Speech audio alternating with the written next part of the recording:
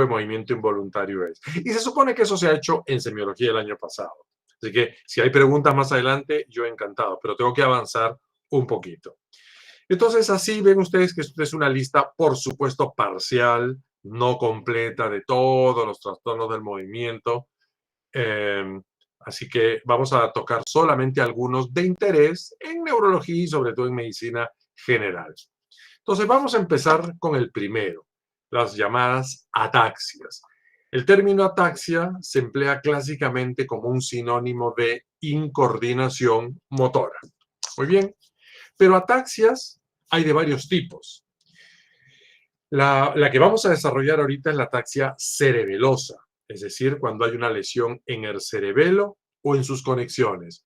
¿Cuáles son sus conexiones? Los pedúnculos cerebelosos. Si ustedes se acuerdan, son tres, el superior, medio, inferior, que se conecta con mesencéfalo, protuberancia y bulbo. Ok, ese es un tipo de ataxia cerebelosa. Otro tipo de ataxia es la llamada ataxia sensitiva. ¿Dónde está la falla aquí? En la sensibilidad propioceptiva, esa que va por los cordones posteriores de la médula espinal, los famosos haces de Gold y de Burdach, los que nos permite estar de pie, los que cuando fallan esos haces tengo un romber positivo, por ejemplo. Ok, ese es otro tipo de ataxia. Y después tenemos una ataxia frontal por lesión del lóbulo frontal unilateral o bilateral. Y tenemos finalmente la ataxia vestibular, es decir, un problema para caminar, un problema para desplazarme por lesión de las vías vestibulares, es decir, esas que van, esa porción del octavo par que no se encarga de audición, sino de equilibrio. Pero de esas no vamos a hablar, solamente vamos a hablar hoy de la ataxia cerebelosa, por eso está en rojo. Entonces, ¿cuáles son las características de la ataxia cerebelosa? A ver, primero, la marcha se altera. Es una marcha zigzagueante, es una marcha con la base de sustentación ampliada, es la típica marcha del borracho, la típica marcha del ebrio. Luego va a haber una dificultad para mantenerse en equilibrio, ¿no? Me balanceo, puedo incluso hasta caerme. Hay una torpeza en mis actos manuales para agarrar los cubiertos, para escribir, para vestirme, me vuelvo torpe, lo estoy poniendo entre comillas porque torpeza no es un diagnóstico semiológico, pero sobre todo cuando examinemos encontraremos alteración en las pruebas de coordinación.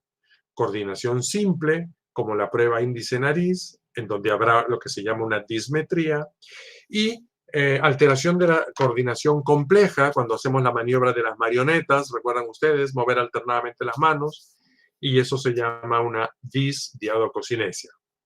Pero también aparecerá una disartria, recién me doy cuenta que está mal escrito, una disartria, un temblor de extremidades, una hipotonía muscular y nistagmos. Eso, digamos, sería el paquete completo cuando tenemos una ataxia cerebelosa, una lesión cerebelosa completa. ¿Cuál es la etiología o cuáles son las etiologías de las ataxias cerebelosas? Bueno, esta es una forma de clasificar un poco la más estandarizada, ¿no? Hay causas adquiridas, que pueden ser agudas o subagudas, lo vamos a ver en un ratito. Hay causas hereditarias, obviamente genéticas, en donde según el tipo de patrón de transmisión son ataxias autosómicas dominantes o autosómicas recesivas. Y tenemos las llamadas ataxias esporádicas, es decir, no familiares, no hereditarias, que casi siempre son del tipo degenerativo. Y el día martes hablamos de la atrofia multisistémica en su forma cerebelosa. Encajaría acá en este grupo. Vamos a ver las causas de ataxias agudas. Fíjense ustedes, consumo de alcohol. Mañana viernes en la noche alguno de ustedes va y festeja lo que sea y se toma un montón de alcohol y va a estar literalmente cerebeloso, disártrico, con marcha zigzagueante, con torpeza en las manos, etc. Una deficiencia de vitamina B12 me puede también dar esto. La ingesta de medicación. Por ejemplo, yo doy para alguien con epilepsia carbamazepina, por ejemplo, y debería darle yo un par de mitades de tabletitas, pero el paciente me entendió mal y se tomó 3 tabletas el día de hoy. Bueno, en la noche o mañana va a estar totalmente atáxico. Lo mismo si tomo más de la cuenta fenitoína o litio. En fin, hay un listado de algunos fármacos que pueden producirme una ataxia aguda. Lo mismo, intoxicación con algunos agentes, enfermedades desmielinizantes. Creo que ustedes ya deben haber hecho la clase de esclerosis múltiple. Si tengo de pronto yo una lesión desmielinizante en un pedúnculo cerebeloso o en el cerebelo, puedo tener un síndrome cerebeloso, o sea, un síndrome atáxico. Lesiones vasculares, un infarto, una hemorragia del cerebelo, infecciones, las meningitis, las cerebelitis, ¿no? La varicela, la rubiola, cuando infectan el sistema nervioso, van y preferentemente van al cerebelo y me dan una cerebelitis, o sea, clínicamente una ataxia.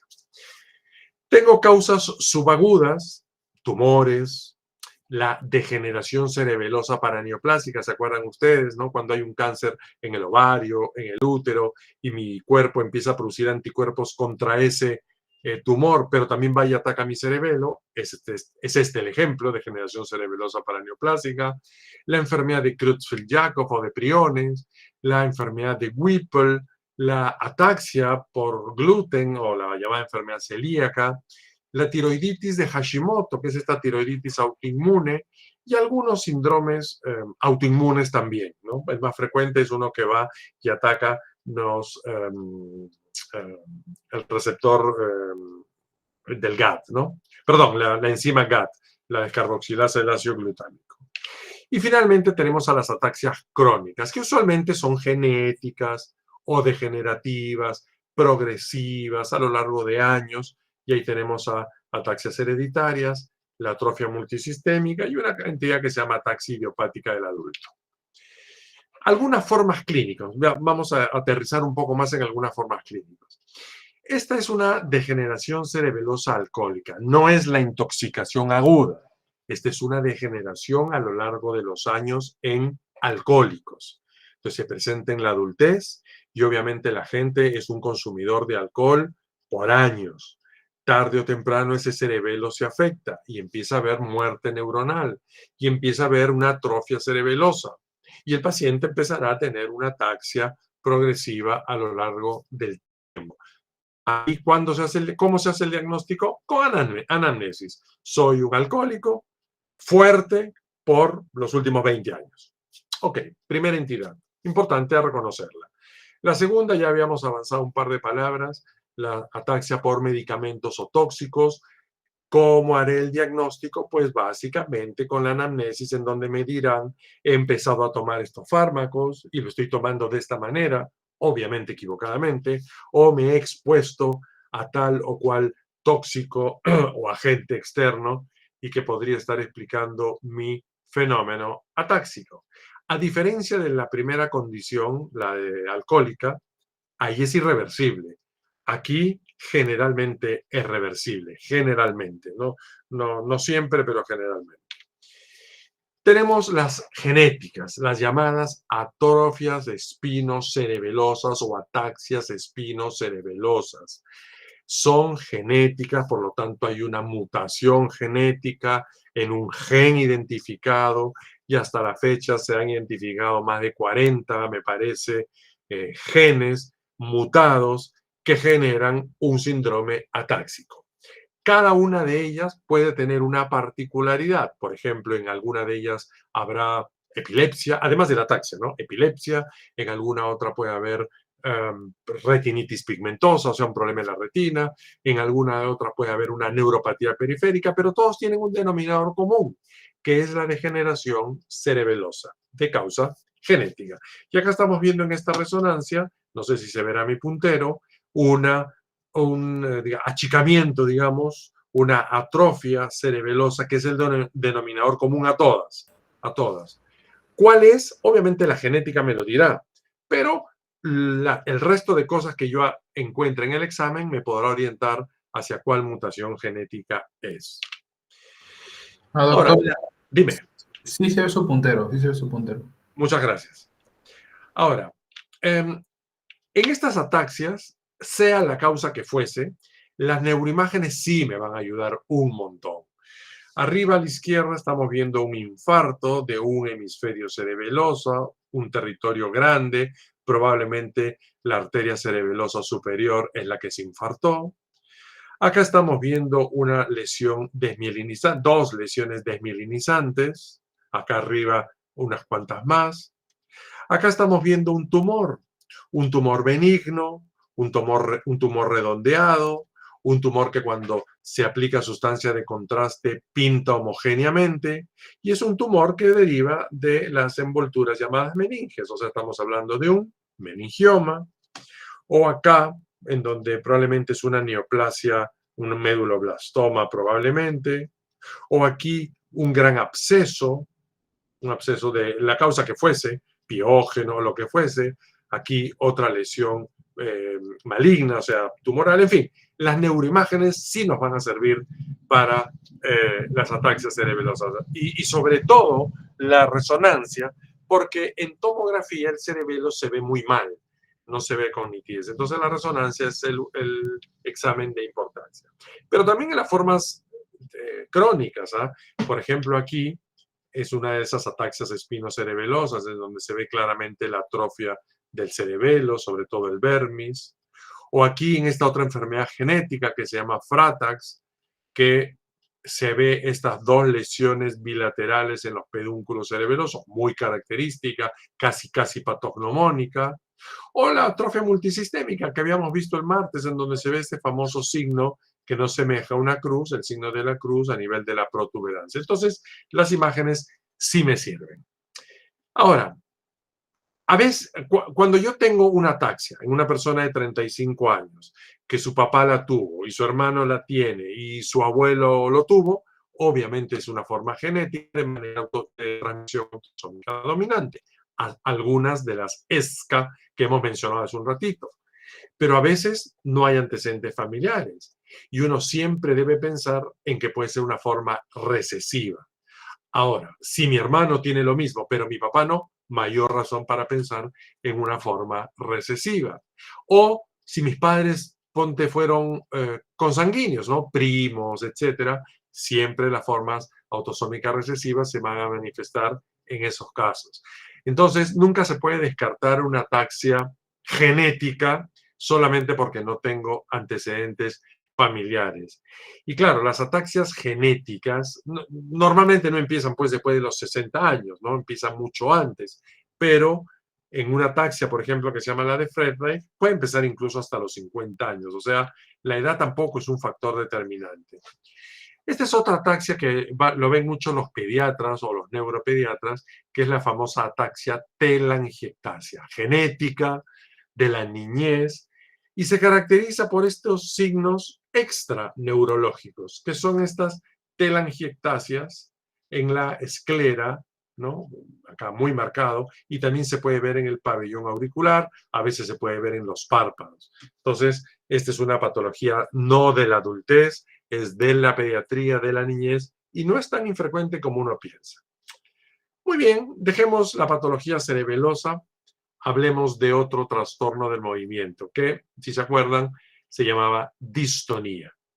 ¿Cómo se define la distonía? Como la presencia de contracciones musculares involuntarias que generan, y lo he puesto en negrita porque esa es la clave, movimientos y o posturas anormales. Posturas anormales de alguna partecita o partezota del cuerpo. Por ejemplo, aquí estamos viendo unas posturas anormales de los dedos de la mano. Esta es una distonía de la mano. Acá estamos viendo una postura anormal de la columna, en donde hay una distonía axial asimétrica que está generando esta torsión del cuerpo. O acá tenemos una distonía del primer dedo del pie. Entonces pueden ser lugares grandes, lugares chiquititos, pero basta que haya una contracción anormal, involuntaria, que me genere una postura anormal, pensar que esto es una distonía. Ahora, hablar de distonía es regresar a la semiología, pero vamos a poner algunos elementos importantes. Primero, que hay formas primarias o secundarias. Las formas primarias generalmente son genéticas, pero cuando no se encuentra una anomalía genética se le llama idiopática, pero idiopática es un término, digamos, transicional, transitorio, hasta que se encuentre el gen. o secundaria, que puede ser secundaria a muchas cosas, fármacos, vascular, infeccioso, etc. En las formas primarias, no siempre en las distonías, no se va a encontrar una alteración estructural, ni en las neuroimágenes, ni en la anatomía patológica, a diferencia de la ataxia, pero ya saquémonos del chip de ataxia, estamos hablando de distonía. Entonces yo puedo tener una distonía desde la niñez, ahorita tengo 30 años, o sea, hace 25 años que la tengo una distonía en todo el cuerpo, me hacen una resonancia en mi cerebro, no hay nada, me muero, me analizan mi cerebro y no encuentran nada. ¿Qué es lo que pasa? Usualmente es un desorden de neurotransmisores, las distonías. Pueden ser esporádicas, pueden ser familiares y los patrones de herencia pueden ser tremendamente variables, dominantes, recesivos, ligadas al X, mitocondriales, etc. Y en las formas secundarias puede ser cualquier etiología, metabólica, infecciosa, traumática, etcétera, etcétera. Esta es una clasificación vigente, ya no es tan moderna, tiene varios años, pero por etiología las distonías nos la clasifican con patología normal o con patología normal, pero sobre todo aquí las hereditarias, ¿no? Autosómicas dominantes, adquiridas e idiopáticas. También podemos analizar o subdividir las distonías según la edad de inicio, según la distribución corporal, según los patrones temporales, es decir, es permanente, es fluctuante, es progresiva, se ha quedado igual y si se asocia a algunos elementos neurológicos adicionales que nos puedan orientar. Hablemos de esta que es probablemente la enfermedad distónica emblemática. Así se llama distonía generalizada de inicio temprano. Es la forma más frecuente y conocida de las distonías generalizadas y se relaciona a un gen ya identificado hace muchos años que se denomina DIT1. Se transmite de manera autosómica dominante, pero tiene una penetrancia de aproximadamente el 30%. Si ustedes se acuerdan qué significa penetrancia de un gen anormal, es la probabilidad de que se exprese. Hay genes mutados, como el Huntington, que tiene una penetrancia del 100%, es decir, si yo tengo el gen mutado, sí o sí se expresará la enfermedad, pero si yo tengo una penetrancia del 30% y tengo el gen mutado, solo en el 30% de los casos podré expresar la enfermedad. En un 70% no, pero mi hijo sí. Entonces mi hijo la tiene, yo tengo el gen, pero no tengo la enfermedad.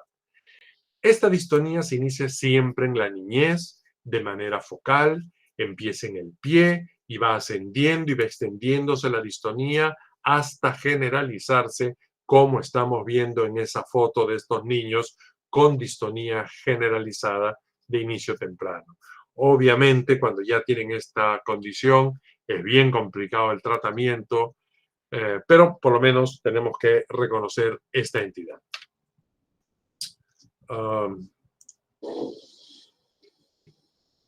Esta es una distonía generalizada. Acá estamos hablando ya de un poco más que adolescente, que ya se extendió. Les ruego, delegado, no compartan, no difundan estos videos. Te hago responsable a ti si esto se filtra en algún momento. Así que si vas a compartir con tus compañeros, borra este video, por favor. Bueno, sigamos. Pero las distonías no siempre tienen que ser generalizadas, a veces pueden ser focales. Y en tanto distonía focal, esta es la más frecuente, la distonía del cuello, que se presenta en la adultez. La distonía generalizada se presenta en la niñez, esta se presenta en la adultez. Hay un famoso pintor italiano, había un famoso pintor italiano que se llama Modigliani, que casi todas sus pinturas tenía esta musa, esta mujer inspiradora, que tenía una distonía cervical y casi todas sus pinturas son igualitas. Esta es una pintura de Modigliani, lo pongo como un ejemplo de una enfermedad neurológica representada en el arte. Bueno, es más frecuente en mujeres, se presenta en la adultez y básicamente tienen una causa genética en la mayoría de los casos, porque a veces hay herencia familiar. Hay muchas formas clínicas de la distonía cervical, dependiendo de cuáles músculos del cuello están contraídos anormalmente. Entonces, si se contraen los del plano anterior, me generará esto que se llama antecolis o anterocolis. Si rota la cabeza hacia la derecha o hacia la izquierda, se llamará tortícolis. Si se lateraliza se llamará laterocolis y si se va hacia atrás, o sea, los músculos cervicales posteriores se contraen, se llamará retrocolis. ¿Qué músculos están involucrados en cada una de estas formas? Ahí está abajito en la tabla, no vamos a perder el tiempo en eso. Pero cualquiera de esas formas clínicas se puede presentar. Acá tenemos a una paciente nuestra.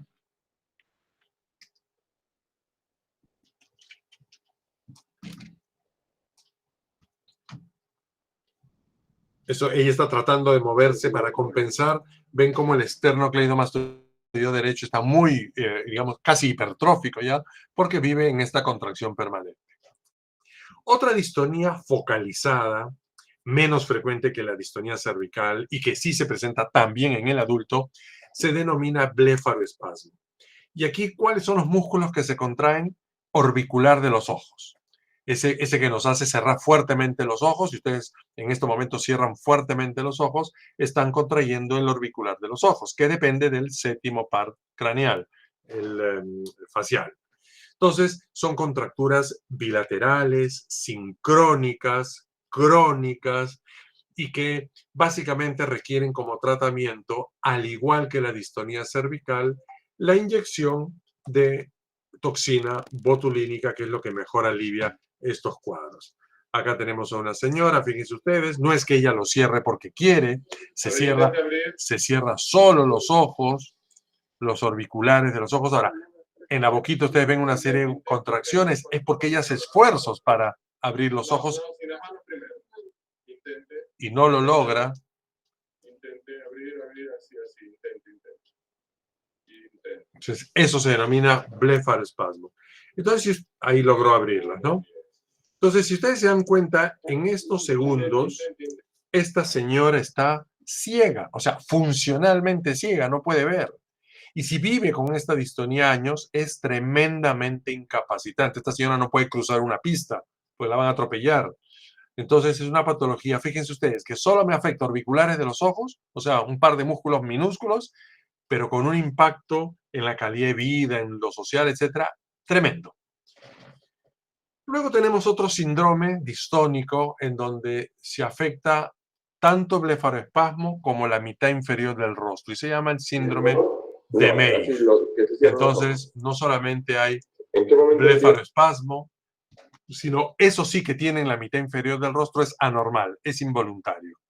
Entonces, es una distonía, vamos a llamarla facial, con blefaroespasmo y distonía peribucal, mandibular, etc. Todas de estas que hemos hablado, la cervical, blefaroespasmo y esta, pueden ser de causa idiopática, o sea, probablemente es genética, no siempre se han encontrado genes, pero también pueden ser secundarias a medicamentos, etc. Otra distonía focalizada, menos frecuente y que no se presenta todo el tiempo, sino en alguna función específica o en la realización de alguna función específica, es la distonía del escribiente o de la escritura, que es una distonía de la función escritura. Entonces, si ustedes recuerdan cómo agarran un lapicero y cómo escriben, verán que este jovencito sostiene, miren, ya en la foto nomás estamos viendo que sostiene el lapicero de una manera anormal y vamos a ver ahora cómo empieza a haber unas contracciones que le hacen perturbar la escritura, adoptar una postura anormal del puño, de la mano, fíjense los dedos. Pero fuera de eso, no tiene nada este jovencito. Solamente cuando agarra un lapicero o un lápiz y va a escribir, aparece. Entonces, esto se llama distonías de función. Función escritura es la más frecuente, pero pueden ser en los músicos. Hay la distonía del violinista, que cada vez que, ¿no es cierto?, empieza a poner sus dedos sobre la cuerda o agarrar el palito ese del violín, no sé cómo se llama ese palito, o cuando toca guitarra o cuando toca piano. Claro, esto no te cae del cielo, esta enfermedad. Hay un disturbio genético. Entonces, si uno ha nacido con ese gen y desarrolla una función repetitiva a lo largo de los años, como nosotros, que es la escritura, pero en los músicos es el ejecutar su instrumento, va a aparecer esta distonía, repito, en los que tengan la sensibilidad genética. También podemos tener distonía a nivel del eje del cuerpo, o sea, en la columna, son las llamadas distonías axiales. Claro, la distonía cervical es una forma de distonía axial, pero acá estoy hablando del tronco, ¿no? Dorso-lumbar. Entonces ahí podemos tener que el cuerpo se va hacia adelante, se va hacia atrás o se va hacia un costado. Y tiene terminología, camptocórnea, opistótonos y síndrome de Pisa, perdón. Como la torre de Pisa, ¿no? Perdón. ¿Se dejó de compartir, creo, o no? ¿Se ve? Sí, doctor, se puede ver. Sí se puede ver, doctor. Gracias, perdón. Entonces, fíjense ustedes ahí, estas distonías axiales, son 3 pacientes diferentes, en donde todos tienen, digamos, una especie de síndrome de Pisa, o sea, se va hacia un costado el tronco, ¿no? Y todos por contracciones distónicas de los músculos paravertebrales de manera simétrica, ¿no? Uno más que otro, y por eso se genera esta alteración del eje, ¿no? Ahí vemos un video, qué pena que se ha rotado, pero creo que se ve el concepto, se está yendo hacia atrás, es un opistótonos. Y esta señora que tiene también un síndrome de Pisa, que se está yendo hacia la izquierda, pero ella trata de compensarlo, tratando de enderezarse. Contracción anormal que me genera una postura anormal, distonía. Bueno, el tratamiento de la distonía son varias alternativas. Cuando esto es bien focal, ojos, cuello, etcétera, es la aplicación de toxina botulínica en cualquiera de sus formas. Ahí tienen todas las alternativas. Onabotulinum, abobotulinum, etcétera, etcétera, etcétera.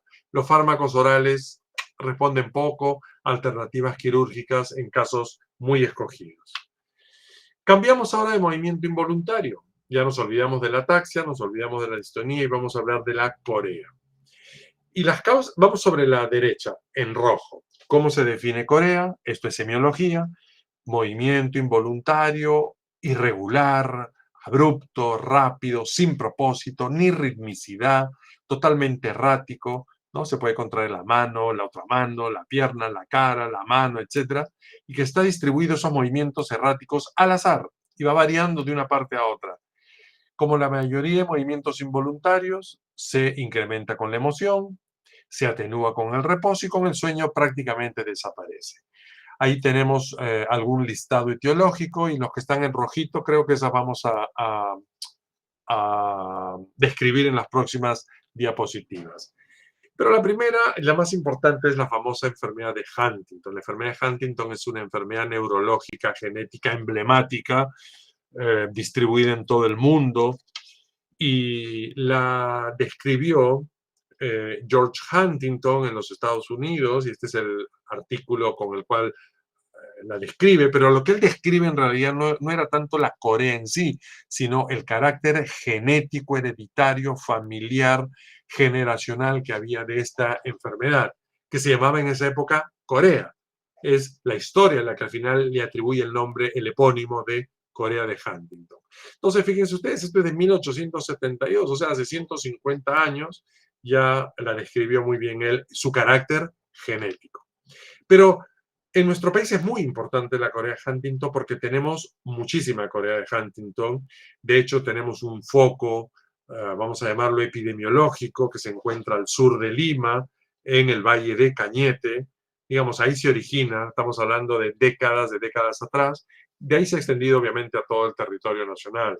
Pero ahí es un foco. ¿Y por qué es un foco? Porque era un valle cerrado, estamos hablando 50, 60, 70 años atrás o más, en donde probablemente vino un caso del extranjero y empezó a tener descendencia y empezaron a casarse entre primos y el gen se fue esparciendo, digamos, en ese territorio, en ese valle cerrado, y por eso el Valle de Cañete, toda la zona de Lunahuaná, etcétera, es famosa porque tenemos un foco epidemiológico grande.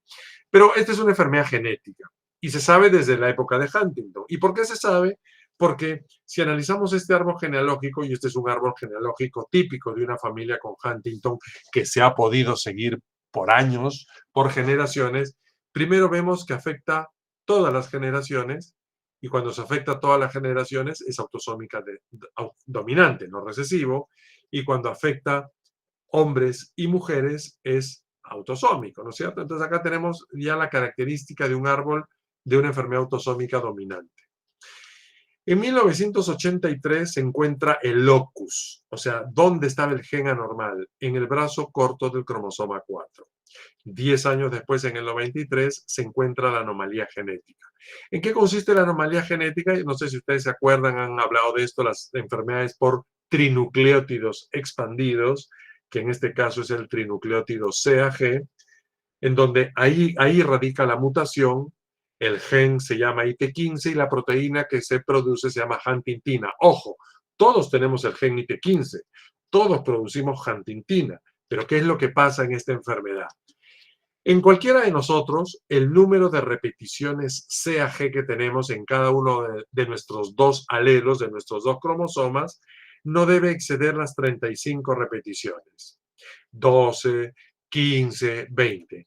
Pero en la enfermedad de Huntington, me voy de frente abajo a la última línea, excede las 40 repeticiones. 40, 50, 60, 70, 80, 100, 120. Y eso es anormal. Y cuando alguien tiene ese número de repeticiones, hace la enfermedad. Y como tiene una penetrancia al 100%, hace la enfermedad sí o sí, no se salva. Entonces, en eso consiste la anomalía genética. Ahora, como muchas de estas enfermedades por trinucleótidos expandidos, hay una correlación inversa entre el número de trinucleótidos y la edad de inicio. Es decir, a mayor número de trinucleótidos, la edad de inicio es más temprana. Fíjense ustedes, 10, 20, 30 años. A menor número de trinucleótidos, digamos 40 por ahí, la enfermedad empieza a los 60, a los 70 años, etc. Entonces, hay una correlación inversa. Esto se aplica a casi todas las enfermedades por trinucleótidos. Pero lo que nos interesa es esta enfermedad, la enfermedad de Huntington. Y si ustedes recuerdan un poquito los movimientos coreicos, ay, qué pena, no me corre el video acá. No sé si tengo otro video. Acá. Acá es... A ver, ¿qué pasó acá? Son movimientos erráticos, como si estuviera bailando, como si estuviera intranquilo, como si estuviera inquieto. Él no lo hace esto voluntariamente, lo hace involuntariamente, ¿no? El equilibrio, el caminar, las manos, los dedos, fíjense ustedes. Esto es una típica Corea.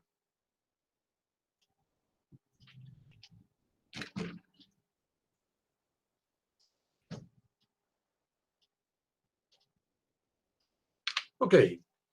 Entonces, en el Huntington no solamente hay corea, ese es el trastorno motor, ese es el movimiento involuntario.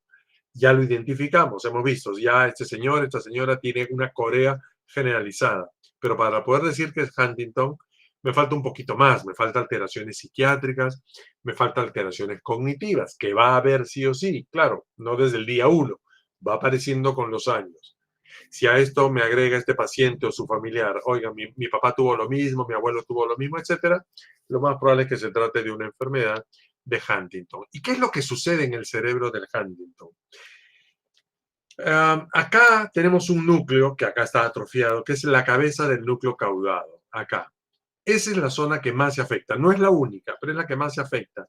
Y al atrofiarse, porque se pierden neuronas, es una enfermedad degenerativa de causa genética, al ir atrofiándose este núcleo caudado, obviamente el ventrículo empieza a crecer, ¿no es cierto? Porque el núcleo que estaba ahí en el parénquima se achicó. Entonces, esta es una tomografía típica de un paciente con Huntington y esta es la anatomía patológica de un cerebro de un paciente que falleció con Huntington, ¿no? Núcleos caudados totalmente atrofiados, hipotrofiados y por lo tanto los ventrículos laterales crecidos. Tratamiento, no hay un tratamiento curativo, es un tratamiento sintomático basado en fármacos que me bajen un poquito la intensidad de la corea. Muy bien, pero ahora tenemos otra corea, ya no del adulto, ya no crónica, ya no progresiva, ya no genética. Esta es una enfermedad, la corea de Sydenham, del niño o de la niña, aguda, y no de causa genética, sino generada por una fiebre reumática. ¿Se acuerdan lo que era la fiebre reumática? Era la infección por la faringoamigdalitis que tengo por el estreptococo beta hemolítico y de pronto mi cuerpo empieza a generar anticuerpos contra el estreptococo, tengo los famosos antiestreptolicina O, pero resulta que esos anticuerpos hacen una reacción cruzada y empiezan a atacarme a mí mismo. O sea, es una Corea autoinmune.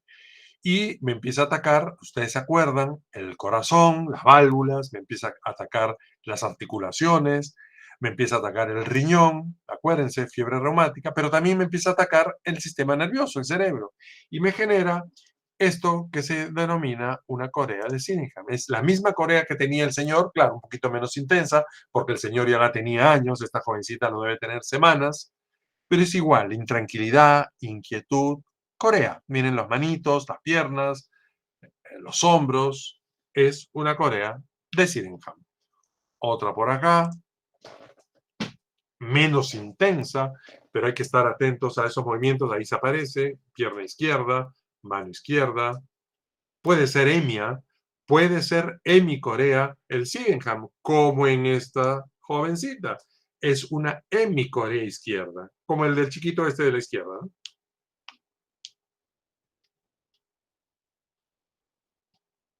Entonces es una síndrome coreico. Y nuevamente acá tenemos un caso de Huntington. No.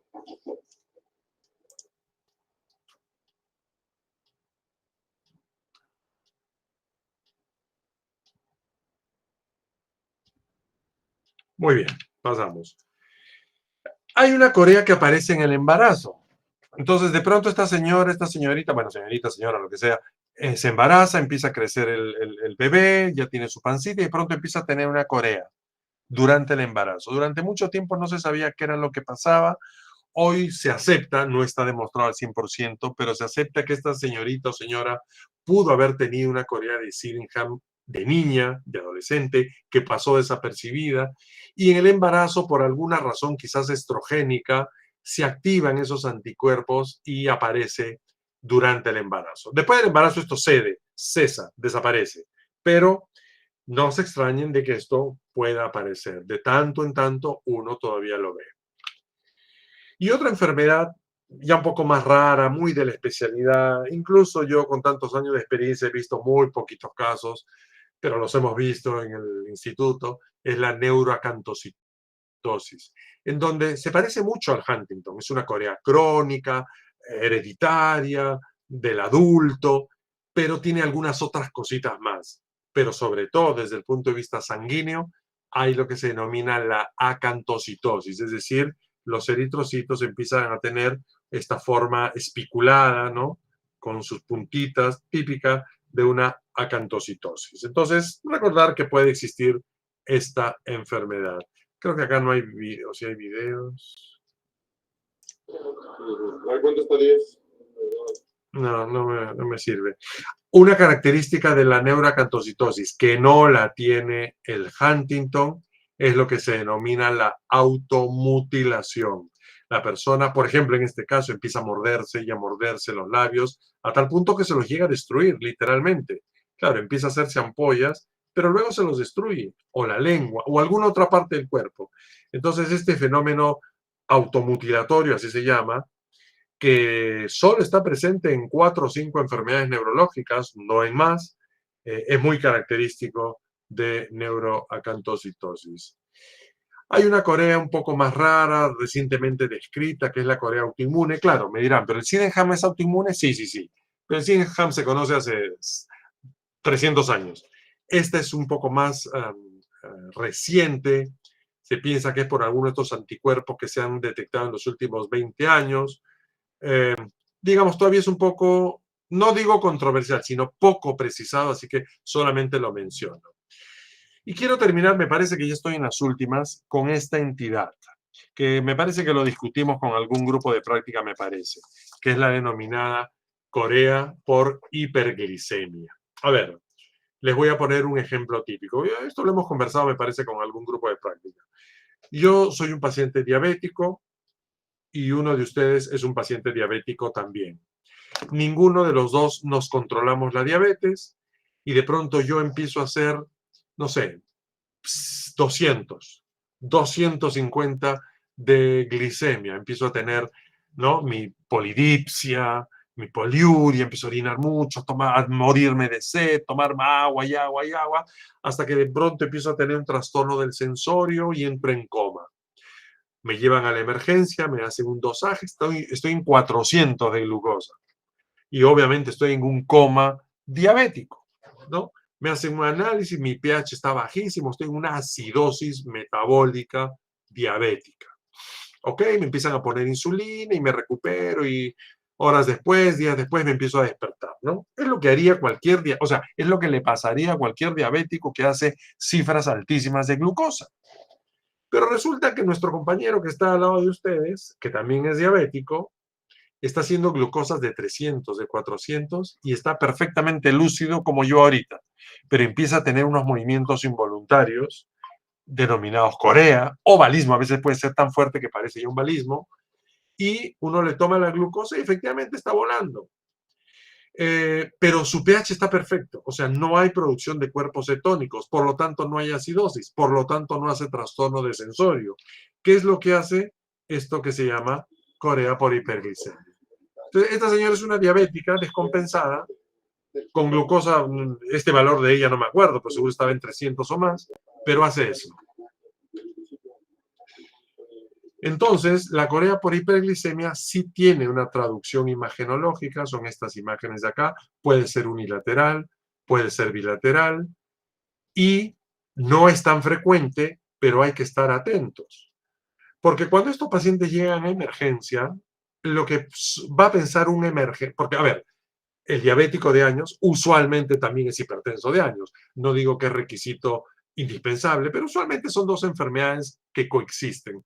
Entonces, cuando llega este paciente a la emergencia, el emergencista va a decir, no, ha hecho un ACV, por eso está con su hemicorea, pero no es. Tómale la glucosa y si está alta, es esta entidad que se llama corea por hiperglicemia. Estos casos llegan a las emergencias de los hospitales. Estos casos rara vez van a un consultorio, porque esto se instala en días, en 1, 2, 3 días y estoy con el movimiento involuntario. Entonces, van a la emergencia, así que hay que estar atentos, ¿no?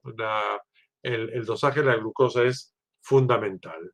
Y el tratamiento, obviamente, pues es normalizar la glicemia y bajarle un poquito esos movimientos involuntarios con los fármacos usuales. Y eso quería un poco comentar este último caso, que no es una parte de las charlas comunes y corrientes. Y con eso ya terminé esta clasecita que estaba pendiente. Pero me encantaría que haya preguntas para ver si podemos hablar. Doctor, una consulta. ¿Cómo diferencia una corea de, por ejemplo, una epilepsia focal, pues, supongamos, de la mano? ¿Cómo sería la diferenciación? No sé. Ya, porque una epilepsia focal, como su nombre lo dice, me va a agarrar, por ejemplo, la hemicara o una mano o un brazo. No sería una hemiconvulsión, digamos. Es una convulsión focalizada. En cambio, las coreas no son de la cara o del brazo, es de o la mitad del cuerpo o de todo el cuerpo, primero. En la epilepsia hay una descarga repetitiva que hace que se muevan voy a prender la cámara, no sé si me estarás viendo, ahí me alejaré. Digamos, en una convulsión pasa esto. Tac, tac, tac, viene la descarga, ¿no es cierto? Esto no es corea. Máximo me podría decir, podría ser un temblor, podría ser una mioclonía. La corea sería esto, ¿no? Movimientos totalmente erráticos. Entonces, esa también es otra diferencia. Por eso es el análisis del movimiento involuntario que estás viendo para poder decir esto cataloga corea, esto cataloga balismo. No es fácil, yo lo trato de explicar en 2, 3 minutos, pero es la experiencia de ver videos y pacientes la que te permite ir diferenciando un movimiento de otro. Así que espero que te haya respondido. Gracias, doctor.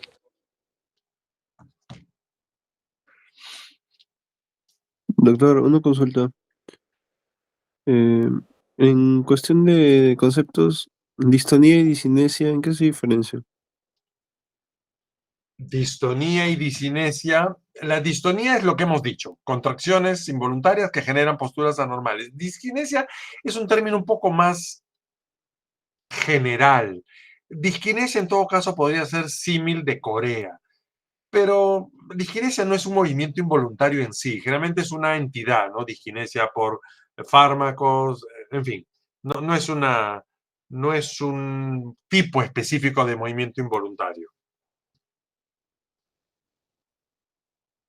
Ok, doctor, gracias.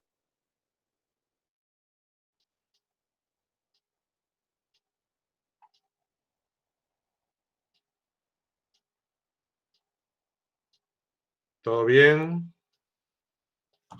Sí, doctor, ya les pasé. Sí, tampoco habrán videos, doctor. Ok, ok, bueno. Bueno, entonces, igual a las órdenes. Voy a, voy a tratar de compartirte. A ver, no sé si en alguna de las láminas han visto que abajo en la bibliografía está mi nombre y un libro que escribí. Tengo un libro sobre el trastorno del movimiento que escribí justo antes de pandemia. Lo venden en el instituto y creo que vale 30 o 40 soles porque es un precio simbólico. Pues es un lindo libro diseñado para estudiantes y residentes. Eh, lo puedo decir ahora porque si no hubiera sido una publicidad. Claro que yo no gano un sol con eso, lo gana el instituto porque cedí todos mis derechos.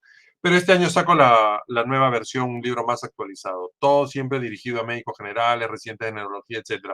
Pero el libro este del antes de pandemia, creo que lo tengo en PDF, así que a ver si, ya a mí no me interesa compartirlo porque va a salir uno nuevo este año, así que delegado, voy a tratar de pasártelo más tarde o mañana y lo compartes con tus compañeros. Sí, doctor, no hay problema. Perfecto. Ok, bueno, buen fin de semana, buena suerte. ¿Cuándo es el examen? ¿Ya quedaron con la doctora Mesa? Sí, la doctora dice que estará libre el lunes a las 3 de la tarde. En el instituto. Sí, en el instituto, iremos al instituto, doctor. Ok, ok. Pues buena suerte. Ah, doctor, disculpe. El encargado del examen va a ser la doctora Mesa, ¿no? Totalmente. Sí, porque yo el sábado salgo de viaje. No voy a estar. Ya, está bien, doctor. Muchas gracias. Pero ya le pasé el banco de preguntas. Uy, ya está bien, doctor. Gracias. Pero las preguntas se basan en las clases, no son de otro lado. Se basan en las clases. Ok, ya me contarán cómo salieron. Buena suerte, buen fin de semana. Bye. Muchas gracias.